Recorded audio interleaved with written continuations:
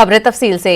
हैदराबाद में जीएचएमसी इंतखाबात के मद्देनजर सियासी सरगर्मियां उरूज पर हैं। वजीर दाखिला अमित शाह ने रोड शो किया है। रोड शो से पहले वजीर दाखिला ने भाग्य लक्ष्मी मंदिर के दर्शन किए थे। आज जीएचएमसी इंतखाबात की तशहीरी मुहिम का आखिरी दिन है, तो आपको बताते हैं जीएचएमसी इंतखाबात की जो तशहीरी मुहिम है, तमाम सियासी पार्टियां जो हैं इस इंतखाबात को लेकर काफी सरगर्म नजर आ रही हैं। अगर खासकर के बीजेपी की बात करें तो आप देख सकते हैं कि आज अमित शाह जो मुल्क के वजीर दाखिला हैं, बहुत अहम हो जाता है कि आज तशहीरी मुहिम के आखिरी दिन वजीर दाखिला अमित शाह ने हैदराबाद का दौरा किया है। सबसे पहले उन्होंने जो चार मीनार के पास भाग्य लक्ष्मी मंदिर है वहां पर दर्शन किए, वहां पर आशीर्वाद दिया और उसके बाद वो सिकंदराबाद के लिए रवाना हुए, जहां पर उन्होंने रोड शो किया और काफी भीड़ वहां पर देखने को मिली अमित शाह के रोड शो में।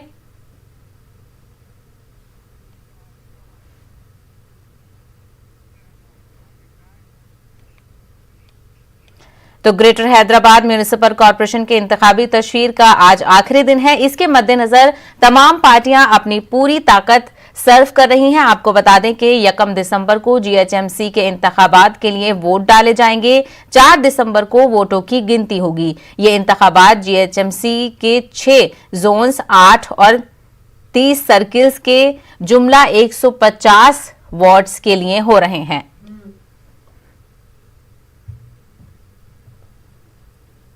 तो आप तस्वीरों में देख सकते हैं एमआईएम पार्टी के सदर असदुद्दीन ओवैसी हमेशा की तरह तशहीर मुहिम कर रहे हैं। वो हमेशा पद यात्रा यानी पैदल यात्रा करके वो डोर टू डोर जाकर लोगों से बात करते हैं और वोटर्स को रागिब करने की कोशिश करते हैं। एमआईएम का जो मेन हैदराबाद शहर है वहां पर गढ़ रहा है असदुद्दीन ओवैसी की पार्टी। चलिए मजीद तफसीलात हासिल करेंगे, इस पर हमारे नुमाइंदे अनीसुर रहमान हमारे साथ जुड़ रहे हैं। अनीस, सबसे पहले ये जानना चाहेंगे कि आपको क्या लगता है कल वोटिंग होनी है और एमआईएम ने 51 सीटों पर अपने नुमाइंदों को उतारा है, तो कितनी सीटें वो बचा पाएंगे इस बार?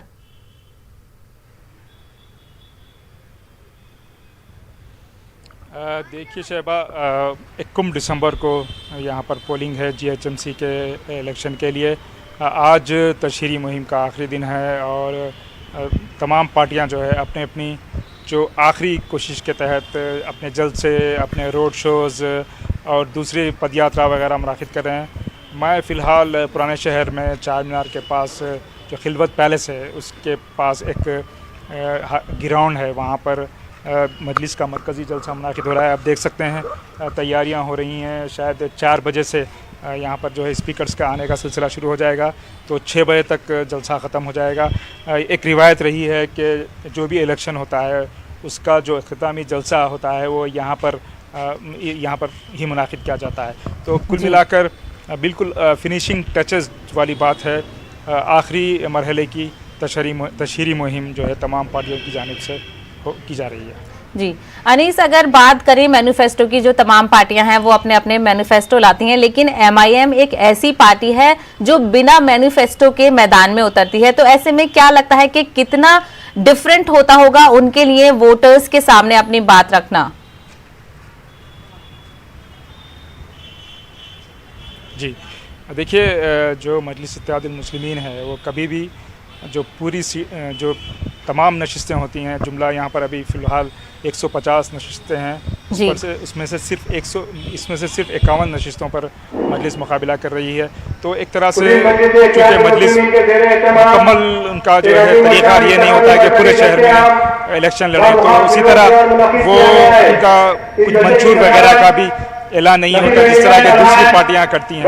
तो उनका एक जो मौक़ूफ़ होता है, जो अंदाज़ होता है, एक तरह से वो एक पुराने शहर हैदराबाद तक महदूद होता है, तो इसलिए उनका मंशूर वगैरह इस तरह का जारी नहीं होता। उसी तरह असम्बली इंतखाबात में भी जो मुकाबला करते हैं वो ज़्यादातर पुराने शहर हैदराबाद की जो है हल्कों पर मुकाबला करते हैं। तो इस तरह से वो ये नहीं समझते कि उनका कोई मंशूर वगैरह का ऐलान हो बार बार उनसे पूछा जाता है तो वो कहते हैं और हमेशा से हमने देखा है कि असदुद्दीन ओवैसी यही कहते हैं कि उनका काम ही उनकी पहचान है। तो अगर मवाजना की जाए तो किस तरह का, क्योंकि आप अंदर शहर से ताल्लुक रखते हैं, तो काम के हवाले से आपको क्या लगता है कि कैसी उनकी परफॉर्मेंस रही है MIM की?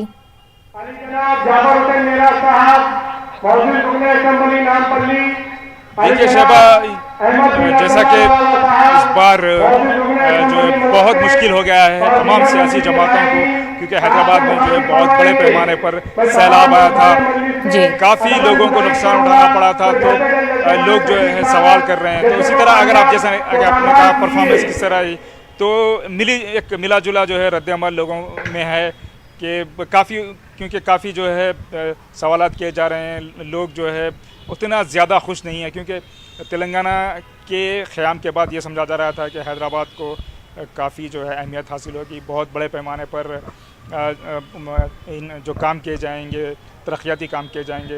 एक शिकायत ये भी है कि पुराने शहर हैदराबाद में जो मेट्रो ट्रेन है वो उसका जो पहले मरहले के तहत यहाँ पर मेट्रो ट्रेन आनी थी, लेकिन वो किसी वजह से नहीं आ सकी, और जो आगे भी जो है उसको लाने की उस तरह से कोशिश नहीं हो रही है जिस तरह की कोशिश होना चाहिए। तो कुल मिलाकर कहा जा सकता है कि आवाम जो है एक तरीके से जो है उनका मिला-जुला रद्द-ए-अमल है यहाँ पर TRS और मुस्लिम को लेकर उनके परफॉर्मेंस। अनीस, अगर बीजेपी के हवाले से बात करें तो बीजेपी बहुत ज्यादा सरगर्म नजर आ रही है। हालांकि ये बहुत बड़े इलेक्शन नहीं है, बल्दिया इलेक्शन है, और आज जैसे कि हम देख रहे हैं कि अमित शाह ने भी रोड शो किया।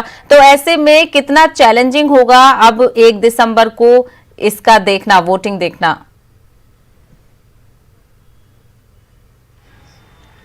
जी बिल्कुल।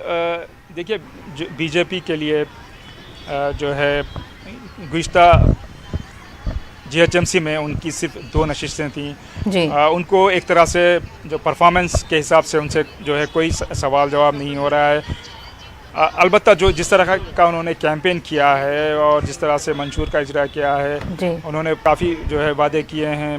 और एक वादा उन्होंने शहर हैदराबाद का नाम बदल कर भाग्यनगर कर दिया जाएगा। काफ़ी फ्री वैक्सीन का भी वादा किया। कुल मिलाकर उनका जो अंदाज़ था वो काफ़ी जो है जज्बाती तरीक़ेकार था। जिस तरह के शुमाली हिंद में जो कैंपेन किया जाता है उस तरह का कैंपेन उन्होंने किया, ऐसा समझा जा रहा है। तो कुल मिलाकर उन्होंने मंशूर के इजरा से लेकर जवाबी बयानात और सब तरीक़े के वो तमाम जो है लवाज़िमात उन्होंने इख्तियार किए, जिसके ज़रिए वो समझते हैं कि वो इंतखाबात जीत सकते हैं। और बाकी दूसरी पार्टियों की बात करें, जैसे कि बीजेपी ने अब 150 पूरी सीटों पर अपने उम्मीदवार उतारे हैं और TRS ने भी अपने उम्मीदवार पूरे उतारे हैं। MIM हालांकि वो शुरू से कहती आ रही है कि हम उन्हीं जिन सीटों पर उनको लगता है कि वो अपनी बरकरार रखेंगे वो उन्हीं पे उतारते हैं। तो ऐसे में क्या लगता है कि कहीं ना कहीं किसको ज्यादा नुकसान होने वाला है सीटों के हवाले से?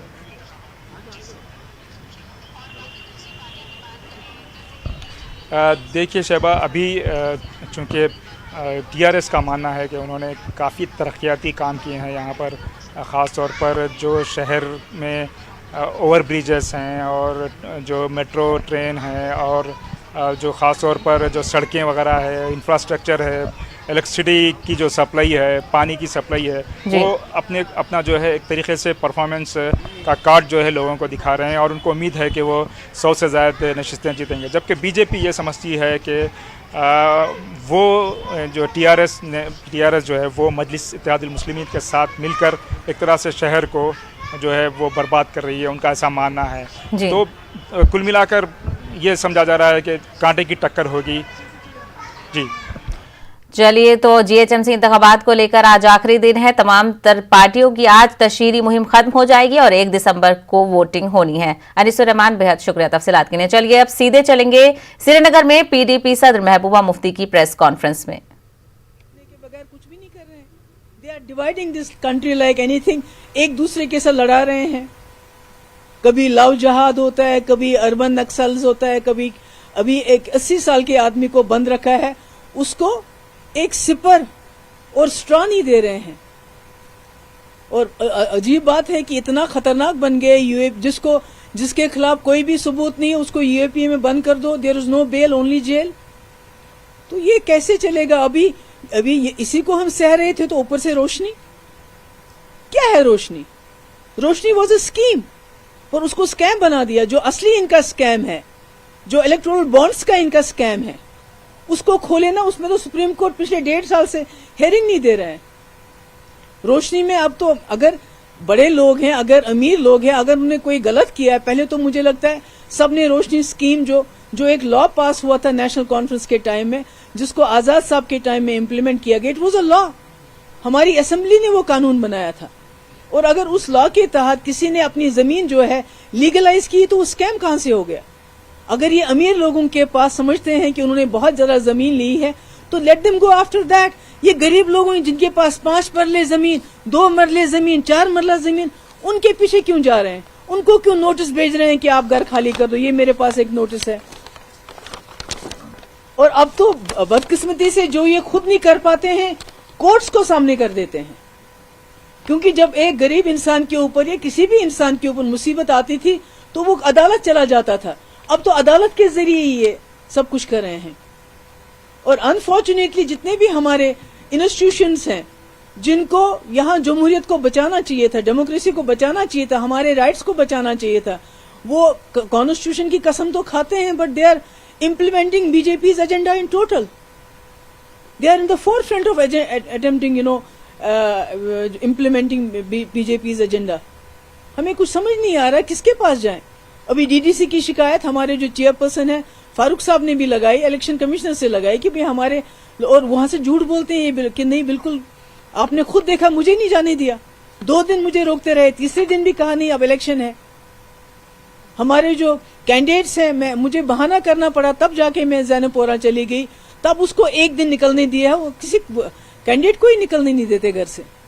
तो ये सिलसिला कैसे चलेगा? और हमारी ये भी बदकिस्मती है कि इस वक्त पूरे मुल्क की जो अपोजिशन है वो सहमी हुई है, वो बात नहीं कर पाते हैं, कुछ भी नहीं बोल पाते हैं। अभी बोला नहीं होता है तो उनको एंटी नेशनल कहा जाता है, उसके बाद NIA, उसके बाद CBI, उसके बाद ED, इनको सबको लगाया जाता है। और मेरे पीछे भी पिछले 2 साल से शायद ही कोई ऐसा मेरा बैंक अकाउंट हो जिसको इन्होंने ना देखा हो, कोई फाइल हो सेक्रेटरीट में जिसको इन्होंने नहीं खदेड़ा हो कि इसमें से कोई गलत काम किया हो, इसमें निकलेगा।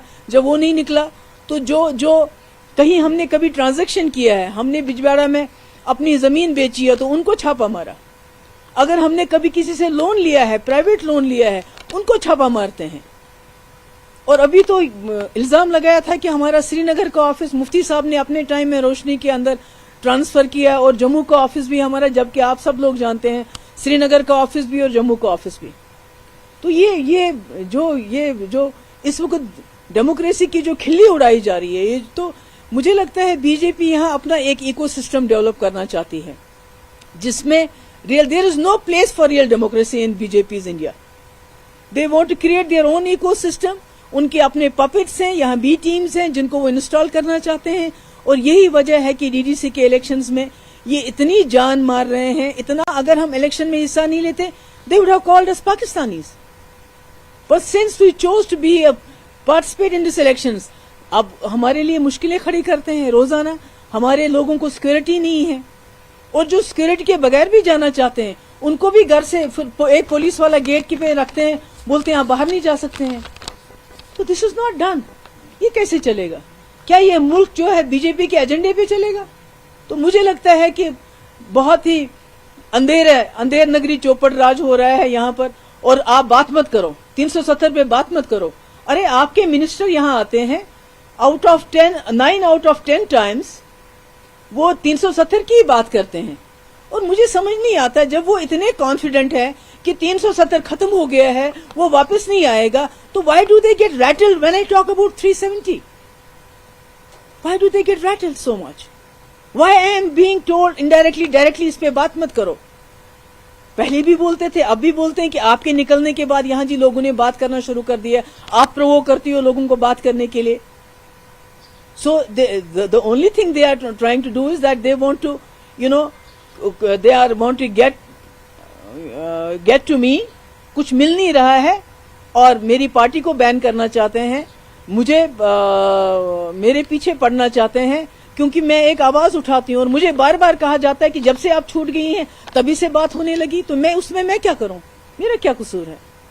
तो मैंने इसलिए आप सब लोगों से आज बात करना चाहती थी मैं इस बारे में कि जो पिछले कई दिनों से आपने देखा म्यूनिसिपैलिटी का मेयर का election, code of conduct is in force, तो आप इलेक्शन कैसे कर सकते हैं।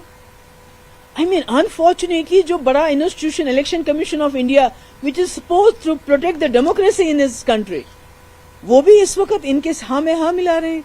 और आपने देखा होगा वहां जो ladies their clothes were torn, और जो आदमी थे उनके साथ हाथापाई हुई, उनको असॉल्ट किया गया, उनको बिल्कुल जो है मिसहैंडल किया गया।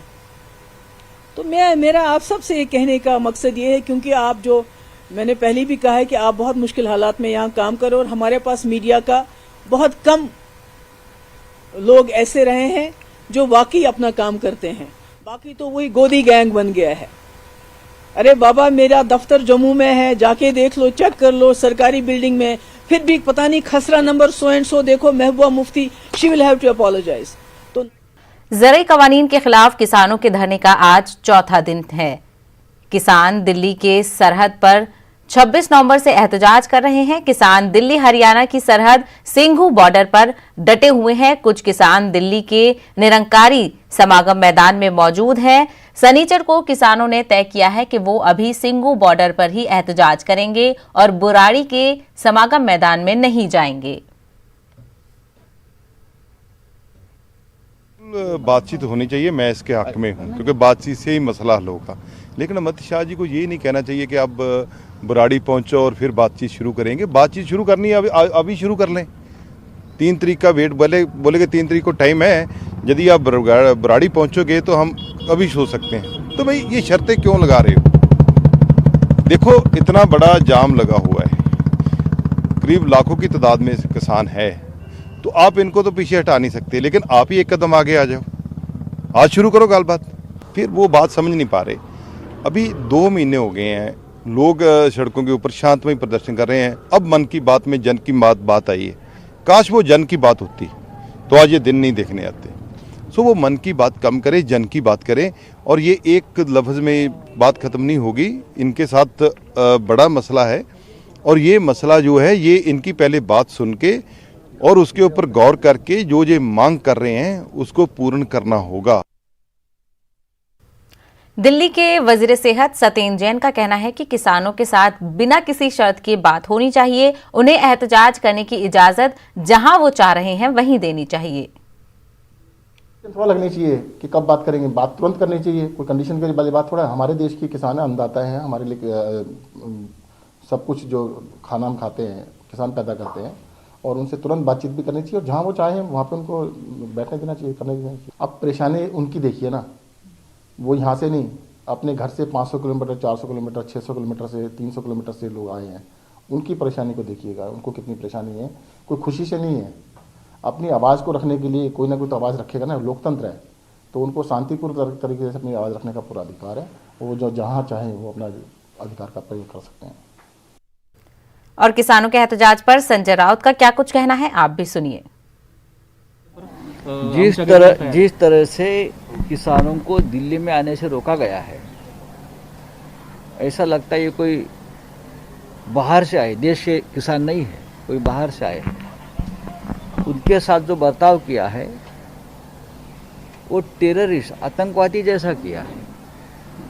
खास करके वो सिख है, वो पंजाब से आए हैं, हरियाणा से आए हैं, इसलिए उनको विभाजनवादी, खलिस्तानवादी कहना ये देश के किसानों का अपमान है। अगर आप पंजाब के आने वाले हर व्यक्ति को, किसानों को खलिस्तानवादी कहेंगे, उसका मतलब ये है कि आप फिर एक बार पंजाब में वही दौर लाना चाहते हो, लोगों को याद दिलाना चाहते हो। आप फिर एक बार उस राह से जाओ, उस रास्ते से जाओ। ये देश की स्थिरता के लिए ठीक नहीं है। और उधर किसानों के मौजू पर बीजेपी रुकने पार्लियामान सुनीता दुग्गल ने न्यूज 18 से खास बातचीत की है। उन्होंने कहा है कि किसानों को बातचीत करने के लिए तैयार हो जाना चाहिए। सुनीता दुग्गल, उनसे हम बात करते हैं। मैम, जिस तरह से किसान आंदोलन कर रहे हैं, प्रधानमंत्री नरेंद्र मोदी हों या गृह मंत्री अमित शाह हों, राजनाथ सिंह जी हों या कृषि मंत्री नरेंद्र सिंह तोमर हों, लगातार बातचीत की अपील कर चुके हैं। क्या आपको लगता है मामला जो है वो सुलझ जाना चाहिए? नहीं, बिल्कुल। देखिए, जब सरकार की तरफ से इतने बड़े ओहदे के जो हमारे मंत्री हैं वो भी खुला निमंत्रण दे रहे हैं तो किसान भाइयों को आगे आना चाहिए। लेकिन मुझे लगता है कि ये कांग्रेस के द्वारा प्रायोजित कार्यक्रम में सारा इसलिए अभी तक जो है वो कोई भी रिप्रेजेंटेटिव या कोई भी डेलीगेशन जो है वो आगे बढ़कर नहीं आया है कि हम बातचीत करके समाधान निकालने की कोशिश करते हैं। लेकिन अमरिंदर सिंह जैसा कि पंजाब के मुख्यमंत्री हैं, वो लगातार वो भी अब कह रहे हैं कि किसानों को बातचीत करना चाहिए, सरकार से बातचीत करना चाहिए। जी देखिए, ऐसा है कि वो पहले उनको बरगला कर, पहले उनको बहका कर और अपने कांग्रेस के वर्कर्स को आगे भेजकर अब वो इस तरह की बात कर रहे हैं। तो मुझे लगता है कि ये जो है एक अजीब सी उनकी हरकत कहेंगे, क्योंकि जब हमारे हरियाणा के मुख्यमंत्री जी उनको 11 बार ये कह चुके हैं कि आप बातचीत करिए, आप जो है एक हम दोनों आस पास की स्टेट का जो मामला है उसमें जो भी ये चीज़ें हो रही हैं इसमें हम क्यों ना एक बार बातचीत करें। तो लेकिन उन्होंने उनको एक बार भी उन्होंने जो है उनको रिस्पॉन्ड नहीं किया। मैं अगर हम बात करें, मैं असामाजिक तत्वों की भी इन्वॉल्वमेंट की बात आ रही हो, चाहे वो खालिस्तानी हो या नक्सल्स हो, कैसे देखती हैं इसे? देखिए, ऐसा है कि ये आईबी डिपार्टमेंट जो है वो बहुत बारीकी से इसको देख रहा है कि अगर कहीं इस तरह का कुछ असामाजिक तत्व इसके अंदर इन्वॉल्व पाए गए तो मुझे नहीं लगता कि उनको किसी भी कीमत पर बख्शा जाएगा। लेकिन जो है मैं किसान भाइयों को आप लोगों के माध्यम से आग्रह करना चाहती हूँ कि अगर हम ये चाहते हैं कि कोई समाधान निकले तो जिस तरह से निमंत्रण हमारे गृह मंत्री जी ने भी दिया है और इसके साथ साथ हमारे कृषि मंत्री जी ने भी दिया है, तो उस निमंत्रण को स्वीकार करते हुए उनको बातचीत के माध्यम से इसका समाधान निकालना चाहिए। ठीक है, बहुत धन्यवाद। कैमरा पर्सन में सत्यप्रकाश के साथ विनीत कुमार, न्यूज 18 दिल्ली। कानपुर शहर में एक अफसोसनाक वाकया पेश आया है, जहां एक वालिद ने बेरोजगारी के सबब तनाव की वजह से अपने 7 साल के बेटे को गला दबाकर कत्ल कर दिया। मां का कहना है कि उनकी दोनों बेटियों और उनको नींद की गोलियां दी गई थी ताकि वो चैन की नींद सो सकें। हालांकि मां की तहरीर पर मुकदमा दर्ज कर लिया गया है और पुलिस ने मुजरिम वालिद को गिरफ्तार भी कर लिया है। आपको बता दें, कानपुर के लकड़ मंडी के रहने वाले अलंकार श्रीवास्तव लॉकडाउन के बाद से ही बेरोजगार हो गए थे, जिसकी वजह से वो डिप्रेशन का शिकार थे और डिप्रेशन के चलते अपने बेटे का कत्ल कर बैठे।